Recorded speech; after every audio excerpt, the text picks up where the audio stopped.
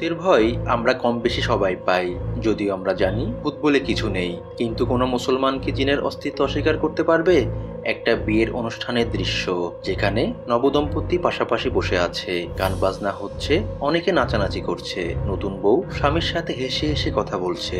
হঠাৎ দেখা যায় বউটার চেহারা পরিবর্তন হতে শুরু করেছে, হাসি খুশি চেহারা হিংস্র রূপ ধারণ করেছে। সে উঠে পাশের রুমে চলে যায়, সেখান থেকে একটা ছুরি নিয়ে এসে তার স্বামীর শরীরে এলোপাথাড়ি কোপাতে থাকে এবং তাকে সেখানে হত্যা করে ফেলে। এই দৃশ্য দেখে বিয়ে বাড়ির সবাই ভয়ে পালাতে থাকে। বিয়ে বাড়ির আনন্দ আতঙ্কে রূপ নেয়। কিন্তু মেয়েটির সাথে এমন কি হয়েছিল যার জন্য সে এত বড় দুর্ঘটনা ঘটালো? সম্পূর্ণ ঘটনা আজ তুলে ধরবো তোমাদের মাঝে। হ্যালো বন্ধুরা, আমি আরিফ। আজ আমি তোমাদের মাঝে এক্সপ্লেন করব সত্য ঘটনা অবলম্বনে নির্মিত তুরস্কের extreme horror movie the position.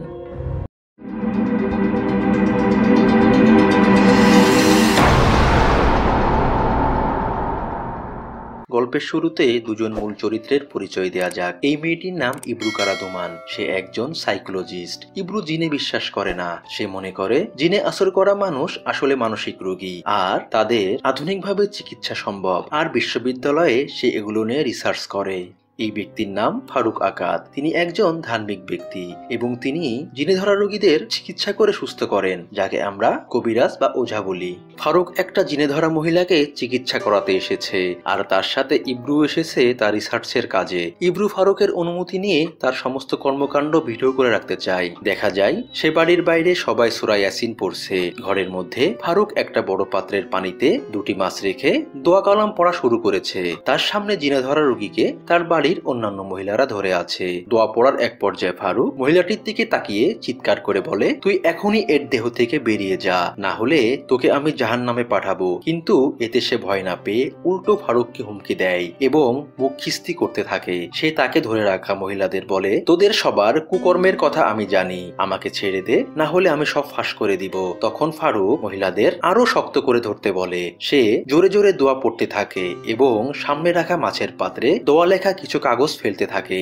তারপর পাত্রটা কাপড় দিয়ে ঢেকে দেয়। একটু পর কাপড়টা সরালে দেখা যায় মাছগুলা মরে গেছে এবং পাত্রটা রক্তে ভরে গেছে। এটা দেখে রোগীকে ধরে রাখা মহিলারা ভয়ে রোগীকে ছেড়ে দেয়। রোগী মহিলাটি ঘরের জিনিসপত্রগুলো ছুঁড়ে ছুঁড়ে মারতে থাকে। তখন ফারুক তাকে জোর করে ধরে দোয়া পড়তে থাকে। এক পর্যায়ে মহিলাটি তাকে ছাড়িয়ে নিচের একটা অন্ধকার ঘরে চলে যায়। ফারুক ওই মহিলার পিছু নিয়ে অন্ধকার ঘরে ঢুকে পড়ে। সে একটা কাপড়ে ঢেকে মহিলাটির মুখ থেকে রক্তমাখা চুল ও মাংসের টুকরা বের করে আনে। সে ঘরের বাইরে বের হয়ে সবাইকে জানায়, আলহামদুলিল্লাহ, মহিলাটি এখন সুস্থ।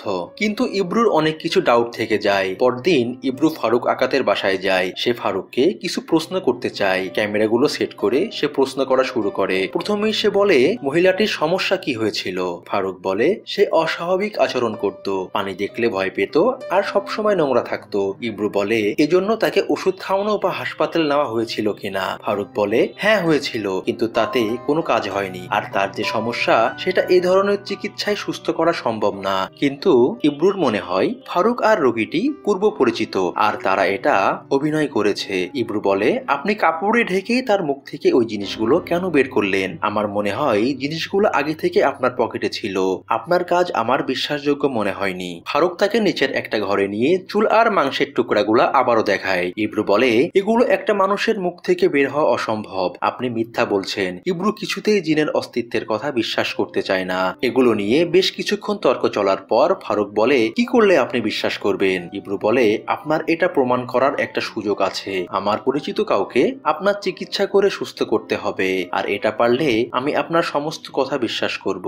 এরপর ইব্রু ঘুরে ঘুরে ফারুকের বাসা দেখতে থাকে আর ভিডিও করতে থাকে। একটা ঘরে এসে দেখে দেওয়ালে আরবি লেখা কিছু নকশা বাঁধানো আছে। সে ফারুককে এগুলো সম্পর্কে জিজ্ঞাসা করলে ফারুক বলে, এখানে দোয়া আর কোরআনের আয়াত আছে, এগুলো জিনদের কুদৃষ্টি থেকে আমাদের রক্ষা করে। ইব্রু বলে, জিনরা শুনেছি অনেক শক্তিশালী হয়, তাহলে এই সামান্য আরবি লেখা কিভাবে তাদের হাত থেকে রক্ষা করবে? ফারুক বলে, আপনি এটাকে সামান্য বলছেন, কিন্তু এটা অনেক কার্যকরী। যেমন সামান্য ভাইরাস অনেক বড় বড় প্রাণীদের কাবু করে ফেলে। ফারুক বলে, আমরা যখন এগুলো পাঠ করি তখন আমাদের মস্তিষ্ক থেকে একটা নির্দিষ্ট ফ্রিকোয়েন্সির ইলেকট্রোম্যাগনেটিক তরঙ্গ বের হয়, যেটা আগুন, তাপ ও আলো দ্বারা তৈরি জিনদের শরীরে শরীরে মারাত্মক প্রভাব ফেলে। এগুলো নিয়ে আরো বেশ কিছুক্ষণ কথাবার্তা চলে, কিন্তু ইব্রুর কিছুই বিশ্বাস হয় না। সে একটা ফাইল ফারুকের হাতে দিয়ে বলে, এই মেয়েটির নাম কুবরা, সে আমার ছোটবেলার বন্ধু, ওরা একটা গ্রামে থাকে, শুনেছি ওকে জিনে ধরেছে, এর কথা আমি আপনাকে বলেছিলাম। ফারুক সেদিনেই ওই গ্রামে যাওয়ার জন্য রেডি হয়ে ইব্রুর সাথে বেরিয়ে পড়ে।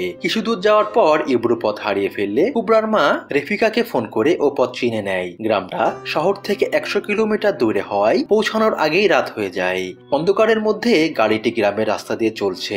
ইব্রু আবারও পথ হারিয়ে ফেলে। ওরা কিছুটা দূরে একটা বাড়ি দেখে সেখানে যায়, কিন্তু সেখানকার লোকজন ক্যামেরা দেখে ওদের সাহায্য না করে দুর্ব্যবহার করে তাড়িয়ে দেয়। বাধ্য হয়ে ওরা গাড়ির কাছে ফিরে আসে। তখন হঠাৎ পাশের ঝোপ থেকে কান্নার শব্দ ভেসে আসে। ফারুক আর ইব্রু সেদিকে এগিয়ে যেতেই কান্নার শব্দটা বন্ধ হয়ে যায়। তারা দেখে একটা কালো কুকুর সেখানে দাঁড়িয়ে আছে।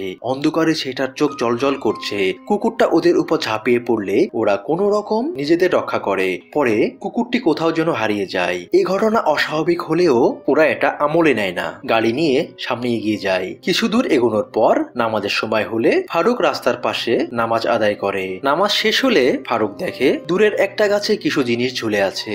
কাছে গেলে দেখা যায় গাছের ডালে অনেক পুতুল আর কাপড়ের টুকরা ঝুলে আছে। আশেপাশে হাড়গোড় ছিটিয়ে আছে। তারা মাটিতে এক চোখওয়ালা শয়তানের চিহ্ন আঁকা দেখতে পায়। ফারুক দেখে গাছের গায়ে একটা সংখ্যা লেখা আছে, যেটা ছিল 7175। ফারুক বলে, এটা একটা খারাপ জায়গা, এখানে কালো জাদু করা হয়। ওরা সেখান থেকে বের হয়ে গাড়ি নিয়ে এগোতে থাকে।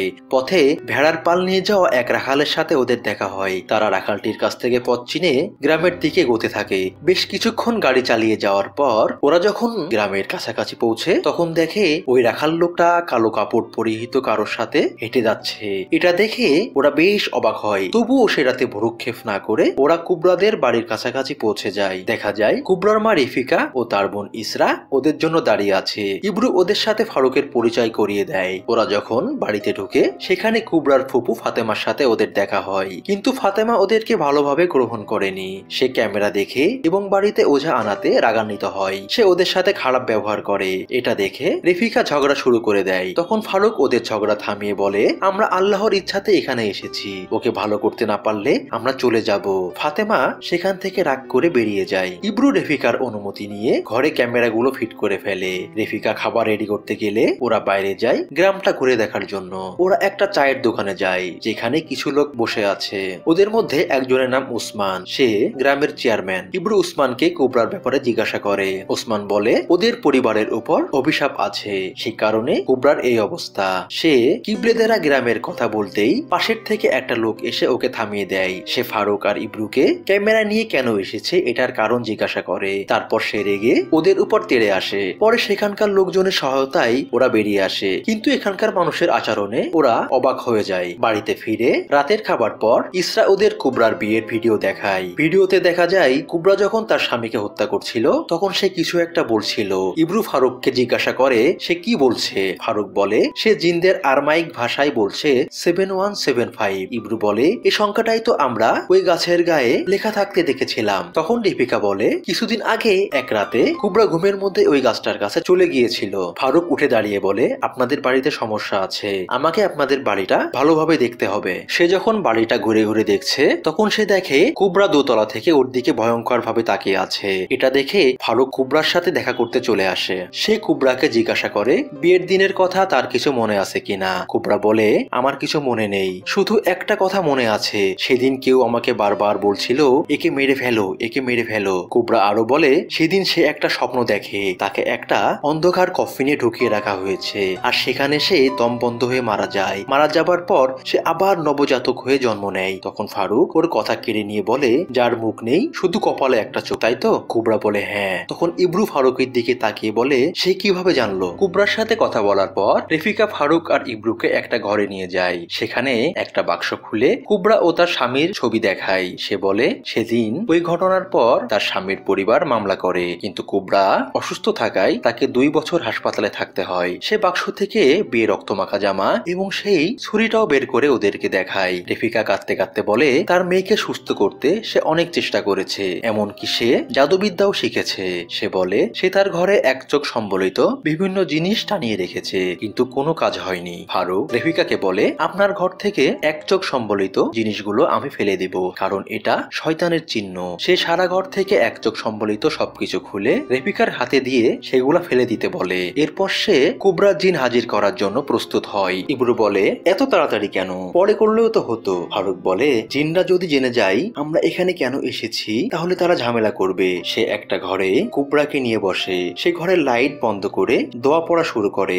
একটা তেলের বোতলে ফু দিয়ে সেটার কয়েক ফোঁটা কুবরার হাতে দিয়ে তাকে হাতটা জোরে জোরে ঘষতে বলে। তারপর সে হাতটা নাকের কাছে নিয়ে গন্ধ নিতে বলে। কুবরা তার হাতটা নাকের কাছে নিতেই সারা ঘর কাঁপতে শুরু করে। দেখা যায় কুবরা যন্ত্রণায় ছটফট করছে। কিছুক্ষণ পর কুবরার নাক দিয়ে রক্ত বের হয়। তার মানে কুবরার শরীরে জিন চলে আসে। এরপর ফারুক তাকে কালো কাপড় দিয়ে ঢেকে সেই কাপড়ের মধ্যে হাত ঢুকিয়ে দেয়। হাত বের করলে তার হাতে রক্ত দিয়ে আঁকা একটা চিহ্ন দেখা যায়। সে একটা বই বের করে এই চিহ্নের অর্থ বের করে। সে বলে জিন হাজির করতে হবে, সেজন্য আয়নার প্রয়োজন। সে রেফিকাকে বলে তাকে যেন একটা ঘরে বড় আয়না আর কিছু মোমবাতির ব্যবস্থা করে দেওয়া হয়। কিছু সময় পরে দেখা যায় ইব্রু ফারুককে এগুলো করতে নিষেধ করছে, কারণ তার কাছে এগুলো অনর্থক মনে হচ্ছে। এটা নিয়ে ওরা কিছুক্ষণ তর্ক করে। কুবরাকে ভিডিওতে বলতে দেখা যায় সে যেটা ভেবেছিল সেটাই সঠিক। কুবরা পার্সোনালিটি ডিসঅর্ডারে আক্রান্ত। সেদিন রাতে ওদের বাড়িতে ভয়ঙ্কর কিছু কার্যকলাপ লক্ষ্য করা যায়। পরদিন সকালে ওরা যখন নাস্তা করছে তখন ইব্রুর কাশি শুরু হয়। কাশতে কাশতে ইব্রুর মুখ থেকে কিছু চুল আর মাংসের টুকরা বের হয়ে আসে। আর এটা দেখে সবাই অবাক হয়ে যায়। সে রাতে রেফিকা বেলালের পুরানো ঘরে, যেখানে কেউ থাকে না, সেখানে আয়না ও মোমবাতির ব্যবস্থা করে দেয়। ফারুক শুধু ইব্রুকে সাথে নিয়ে সে ঘরে ঢুকে। সে দুটি আয়না ত্রিভুজ আকারে রেখে আয়নার পিছনে কিছু চকের গোড়া ঢেলে দেয়। সামনে দুটি মাটির পাত্র রেখে মোমবাতি গুলা জ্বালিয়ে দেয়। সে দু হাত উঁচু করে আয়তাল কুরসি পাঠ করতে থাকে। তারপর সে একটা কালো কাপড়ে নিজেকে ঢেকে নিয়ে বলে, হে আয়নার পিছনের অশুভ আত্মা, বেরিয়ে আয়। তখনই আলোর ঝলকানির সাথে জোরে একটা শব্দ হয়। ফারুক কাপড়ের নিচ থেকে বেরিয়ে আসে। সে ইব্রুকে বলে, আপনার পিছনে জিন দাঁড়িয়ে আছে, পেছনে তাকাবেন না, আস্তে আস্তে সরে আসুন। ইব্রু সরে আসলে ফারুক সেখানে দাঁড়িয়ে চিৎকার করে বলে, হে জিন, তুই কুবরার কাছে কি চাস? ওদিক থেকে তীক্ষ্ণ একটা চিৎকার শোনা যায়। ফারুক আবারও বলে, হে জিন, তুই কুবরার কাছে কি চাস? তখনই বিকট একটা শব্দের সাথে আয়নাগুলা ভেঙে যায়। দেখা যায় আয়নার পিছন থেকে চকের গুড়া একটা লাইন বরাবর এগিয়ে সামনে একটা চিহ্ন তৈরি করেছে। ততক্ষণে রিফিকা ও ইসরা ঘরের মধ্যে চলে আসে। তারা বলে, এই চিহ্নের মানে কি? ফারুক বলে, জিনদের কাছে কোনো কিছু জানতে চাইলে তারা চিহ্নের মাধ্যমে উত্তর দেয়, আর এটার অর্থ হলো টয়লেটের জাদু। এটা একটা ভয়ানক মৃত্যুবান। এটা শুনে সবাই আটকে ওঠে। ফারুক বলে, আপনাদের এমন কোনো টয়লেট আছে যেটা মাটির উপর বানানো? রেফিকা বলে, হ্যাঁ, আমাদের বাগানের পেছনেই তো এমন একটা টয়লেট আছে। ফারুক তখনই একটা গাইতি হাতে নিয়ে টয়লেটটার কাছে চলে যায় এবং সেটা খুঁড়তে শুরু করে। সে ওটার ভিতর থেকে পশুর বিভিন্ন অর্গান যেমন কলিজা, জিভ, হার্ট, মাথা এবং পুতুল, তালা, চেন সহ আরো বিভিন্ন রকম জিনিস বের করতে থাকে। এগুলো দেখে রেফিকা ও ইসরা ভয়ে কান্নাকাটি শুরু করে। ফারুক চুল ও তার দিয়ে পেঁচানো একটা বস্তু খুলে সেটার মধ্য থেকে একটা জাদু মন্ত্রের কাগজ বের করে। সে বলে, এটা ভ্রূণ জাদু। এটা কুবরা জন্মের আগেই করা হয়েছে। এখানে লেখা আছে শিশুটি জন্মের দিনেই তার বাবা মারা যাবে, আর তার বয়স 23 বছর 14 দিন হবার পর শক্তিশালী একটা জিন ওকে আত্মস্থ করবে। ইসরা বলে, সত্যিই কুবরা জন্মের দিন বাবা মারা যায় এবং বিয়ের দিন কুবরার বয়স 23 বছর ছিল। ওদের কথা বলার মাঝেই হঠাৎ কুবরা দৌড়ে এসে মাটিতে লুটিয়ে পড়ে যন্ত্রণায় ছটফট করতে থাকে। ইব্রু কুবরাকে তখনই হাসপাতালে নিয়ে যেতে চায়। সে বলে, কুবরা পার্সোনালিটি ডিসঅর্ডার নামক একটা মানসিক রোগে আক্রান্ত। ফারুক ইব্রুকে বলে, তার চিকিৎসার এখন শেষ পর্যায়ে, এখন হাসপাতালে নিয়ে তার কাজে বাধা সৃষ্টি না করা হয়। ইব্রু তখন ফারুককে শেষবারের মতো সুযোগ দেয়। কিছুক্ষণ পর ইসরা এসে বলে, কুবরার অবস্থা ভালো না, ও শুধু চিৎকার করছে আর বলছে, আমি ওকে দেখেছি, আমি ওকে দেখেছি। ফারুক ইসরাকে একটা বড় ঘরের ব্যবস্থা করে দিতে বলে। এরপর ওরা কুবরাকে নিয়ে একটা ঘোড়ার আস্তা বলে যায়। সে ঘরের একটা জায়গায় কুবরাকে দাঁড় করিয়ে ফারুক বলে, তুমি কি তাকে দেখছো? সে কি এখানে আছে? কুবরা বলে, সে এখানে আছে, ওই দিকে। সে আঙুল দিয়ে ঘোড়ার পিছনের দিকের অন্ধকার জায়গাটা দেখিয়ে দেয়। ফারুক বলে, সে কি চাই? কুবরা বলে, সে বলছে একটি চোখের বদলে আরেকটি চোখ। ফারুক জিনকে উদ্দেশ্য করে বলে, হে জিন, তুই যদি এখনই ওকে ছেড়ে না যাস, আল্লাহর কসম, আমি তোকে অভিশপ্ত করে পুঁতে রেখে দেব। জিনটা তখন কুবরার শরীরে ভর করে বলে, তোর আল্লাহকে আমি ভয় পাই না। তখন ফারুক একটা পাত্রে কিছু খড় নিয়ে তাতে আগুন ধরিয়ে দেয় এবং তার মধ্যে জাদুমন্ত্রের সেই কাগজটা ফেলে দেয়। তখনই কুবরা জন্তুর মতো উঁচুতে লাফিয়ে ওঠে। চারিদিকে আত্মচিৎকার শোনা যায়। ঘর এমন ভাবে কাঁপতে থাকে যেন ভূমিকম্প শুরু হয়েছে। কিছুক্ষণ পর কুবরার মুখ থেকে রক্ত বের হয়ে আসে। ফারুক বলে, জিন মরে গেছে। কুবরা এখন সুস্থ। সেদিন রাতে কুবরাকে একেবারে সুস্থ দেখা যায়। রেফিকা ও ইসরা অনেক খুশি। ইব্রুকে ভিডিওতে বলতে দেখা যায় আশ্চর্যজনকভাবে কুবরার শরীরে রক্তচাপ, জ্বর ও অন্যান্য উপসর্গগুলো আর নেই। রাতে ফারুক আর ইব্রু যখন একসাথে কথা বলছিল তখন ইব্রু প্রশ্ন করে, আচ্ছা জাদুবানটা কে করতে পারে? ফারুক বলে, এটা ওদের কাছের কেউ করেছে, তবে এটা নিয়ে ও আর কোনো মন্তব্য করতে চায় না। এরপর ওরা ঘুমোতে চলে যায়। মাঝরাতে কুবরা হঠাৎ ঘুম থেকে উঠে বসে। দেখা যায় ওর শরীরে আবারও জিন ভর করেছে। ও ঘরের বাইরে বের হয়ে সে বাক্সটার কাছে যায় যেখানে রেফিকা কুবরার বিয়ের সরঞ্জাম রেখেছিল। কুবরা সেখান থেকে ছুরিটা বের করে এবং তার বিয়ের দিনে সে জামাটা পরে নেয়। এদিকে বাইরে শব্দ পেয়ে ফাতেমার ঘুম ভেঙে যায়। সে বাইরে এসে দেখে কুবরা দাঁড়িয়ে আছে। সে বলে, কুবরা কি হয়েছে? তখনই কুবরা ছুটে এসে ফাতেমাকে ছুরি দিয়ে উপর্যুপরি আঘাত করে। ফাতেমার চিৎকারে সবাই বেরিয়ে এসে দেখে ফাতেমা রক্তাক্ত অবস্থায় পড়ে আছে এবং কুবরা ঘরে নেই। ইসরা বলে, হয়তো কুবরা কালো জাদুর গাছটার ওখানে গেছে। ওরা দ্রুত সেখানে পৌঁছে দেখে কুবরা মাটিতে আঁকা সেই অশুভ চিহ্নটার মাঝে দাঁড়িয়ে আছে। কুবরার মুখ দিয়ে একটা ভারী কর্কশ কণ্ঠে বলতে শোনা যায়, আমি মরিনি, আমি হাজারবার মরলে হাজারবার ফিরে আসি। ফারুক তখন পেছন থেকে যে কুবরাকে ধরে ফেলে। এ সময় ইব্রু কুবরাকে হাসপাতালে নেওয়ার জন্য গাড়িতে উঠায়। সে ফারুককে ভণ্ড প্রতারক বলে গালিগালাজ করে ফারুককে রেখেই গাড়ি নিয়ে চলে যায়। পরদিন সকালে ফাতেমা যখন হসপিটাল থেকে বাড়িতে আসে, ফারুক ওর সাথে কথা বলতে যায়। ফাতেমা বলে, আমার ভাই কিভাবে মারা যায় জানো? যেদিন কোবরা জন্ম নেয় সেদিন বিলাল বলে, এটা আমার বাচ্চা না, এটা শয়তানের বাচ্চা। এটা বলে কুবরাকে গলা টিপে মারতে যায়। আমি তাকে সরিয়ে দিলে সে মাটিতে পড়ে মুখ দিয়ে ফেনা বের হয়ে মরে যায়। মরার আগে সে একটা কথা বলেছিল, সারে সব শেষ করে দিবে। ফাতেমা বলে, আমার ভাই গরিব কৃষক থেকে কিভাবে এত বড় লোক হলো সেটা সে কাউকে বলেনি। ফারুক বলে, কিবরেদের গ্রাম সম্পর্কে ভালো জানে এমন কেউ আছে কিনা? ফাতেমা বলে, ইলিয়াস নামে একজন আছে, সে একাই ওই গ্রামে থাকে। ফারুক বুঝতে পারে এর পিছনে অনেক ভয়ঙ্কর কোনো কাহিনী লুকায়িত আছে যেটা সে জানে না, আর সেটা না জানলে সে কোনো সমাধান বের করতে পারবে না। সে 7175 সংখ্যাটির রহস্য বের করতে বসে, কিন্তু সে এটার কোনো অর্থ বের করতে না পেরে তার এক বন্ধুকে ফোন দেয়। তার বন্ধু বলে সেও এটার অর্থ জানে না, তবে কিছুদিন আগে সে সংখ্যাটা একটা বইয়ের ছবিতে দেখেছে, সে ছবিগুলো মেইল করে দিবে বলে জানায়। ফারুক সে রাতে একা একাই বেরিয়ে পড়ে কিবলেদের গ্রামের উদ্দেশ্যে। সে যখন কালো জাদুর গাছটার কাছে পৌঁছায় তখন ইব্রুর সাথে ওর দেখা হয়। ইব্রু হাসপাতাল থেকে বাড়ি ফিরছিল। সে ইব্রুকে বলে সে কিবলেদের গ্রামে যেতে চায়। ইব্রু ওকে মানা করে। সে বলে, আপনি ব্যর্থ হয়েছেন, আপনার এগুলো এখনই বন্ধ করা উচিত, তা না হলে আরো খারাপ কিছু ঘটে যেতে পারে। ফারুক বলে সে এটা শেষ দেখতে চায়, তাই তাকে সেখানে যেতেই হবে। তাই অনিচ্ছা সত্ত্বেও ইব্রু ফারুকের সাথে বের হয়ে পড়ে। কিছুক্ষণ পর ওরা কিবলেদের গ্রামে পৌঁছে যায়, যেখানে গাড়ি নিয়ে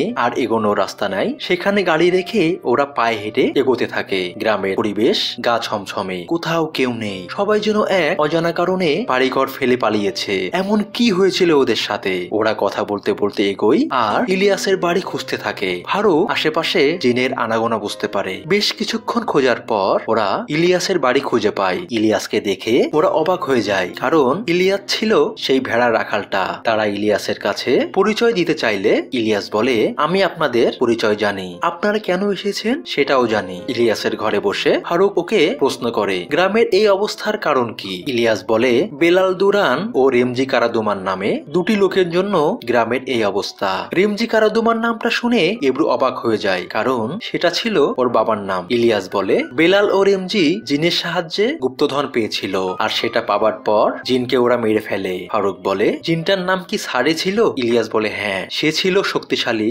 সুজলা গোষ্ঠীর একটা মহিলা জিন। গুপ্তধন পাবার পর বেলাল ও রেমজি গ্রামের মানুষদের মাঝে কিছুটা দান করে। এর ফলে পুরো গ্রামে অভিশাপ নেমে আসে, সবাই অসুস্থ হয়ে যায়, মহামারী শুরু হয়, সবার ঘরে বিকৃত চেহারার শিশু জন্ম নেয়। পরে গ্রামের সবাই এখান থেকে পালিয়ে যায়। ইলিয়াস বলে, ওরা কুবরা শরীরে সারে জিনকে প্রতিস্থাপন করতে চায়। ফারুক বলে, আপনি এত কিছু কিভাবে জানেন? ইলিয়াস বলে, তার স্ত্রী তাকে এগুলো বলেছে, কারণ তার স্ত্রী একটা জিন। ফারুক অনুরোধ করে তার স্ত্রী যেন তাদের সাহায্য করে। তখনই ঘর অন্ধকার হয়ে যায় এবং কাঁপতে শুরু করে। ইলিয়াস বলে, আপনারা দ্রুত বের হয়ে যান, সুজলা গোষ্ঠীর জিনেরা জেনে গেছে আমরা আপনাদের সাহায্য করছি, আর আপনি যে জিনকে মেরে ফেলেছেন সেটা সারে ছিল না, সেটা ছিল ওদের বংশের অন্য একটা জিন। ওরা এখন সেটার প্রতিশোধ নিবে। ফারুক আর ইব্রু দ্রুত ঘর থেকে বের হয়ে যায়। ওরা দেখে সারা রাস্তায় রক্তাক্ত হাতের ছাপ, তাদের পুরো গাড়িতেও হাতের হাতের ছাপ লেগে আছে। চারপাশ থেকে জিনদের গর্জন শোনা যাচ্ছে। ইব্রু ভয়ে কান্না করতে থাকে। ফারুক ওকে